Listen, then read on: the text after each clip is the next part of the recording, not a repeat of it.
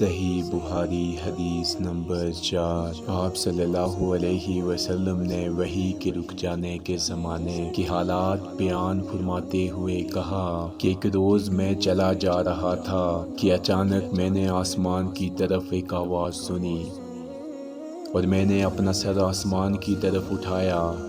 کیا دیکھتا ہوں کہ وہی فرشتہ جو میرے پاس غار حرا میں آیا تھا وہ آسمان اور زمین کے بیچ میں ایک کرسی پر بیٹھا ہوا ہے۔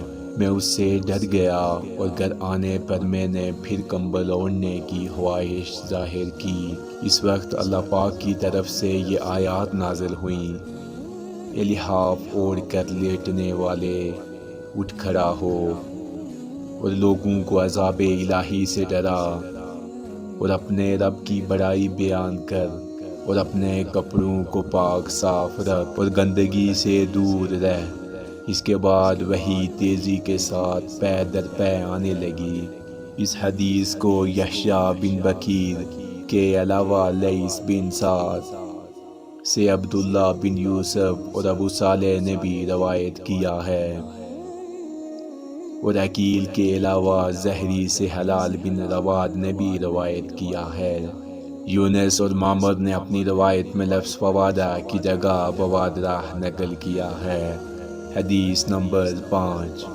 انہوں نے ابن عباس رضی اللہ عنہما سے کلام الہی کی تفسیر کے سلسلے میں سنا کہ رسول اللہ صلی اللہ علیہ وسلم نزول قرآن کے وقت بہت سختی محسوس فرمایا کرتے تھے، اور اس کی علامتوں میں سے ایک یہ تھی کہ یاد کرنے کے لیے آپ اپنے ہونٹوں کو ہلاتے تھے۔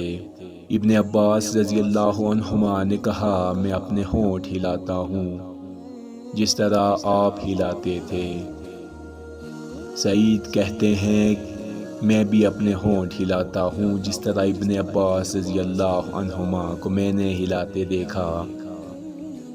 پھر انہوں نے اپنے ہونٹ ہلائے۔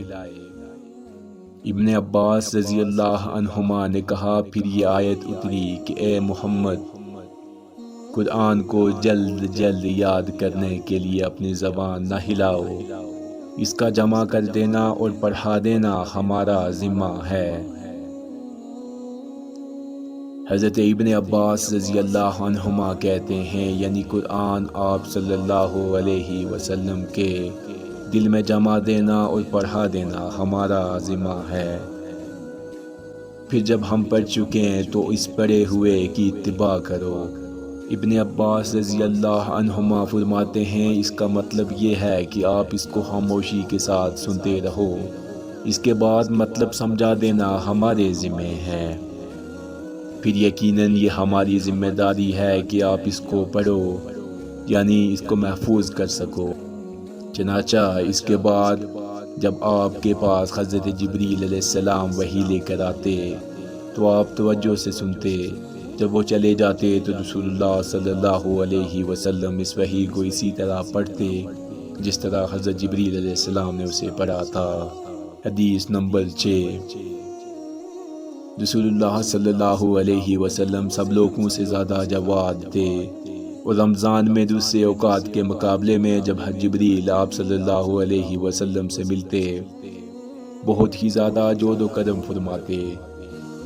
جبریل علیہ السلام رمضان کی ہر رات میں آپ صلی اللہ علیہ وسلم سے ملاقات کرتے اور آپ صلی اللہ علیہ وسلم کے ساتھ قرآن کا دورہ کرتے۔ حضرت صلی اللہ علیہ وسلم لوگوں کو بلائی پہنچانے میں بارش لانے والی ہوا سے بھی زیادہ جود و کرم فرمایا کرتے تھے۔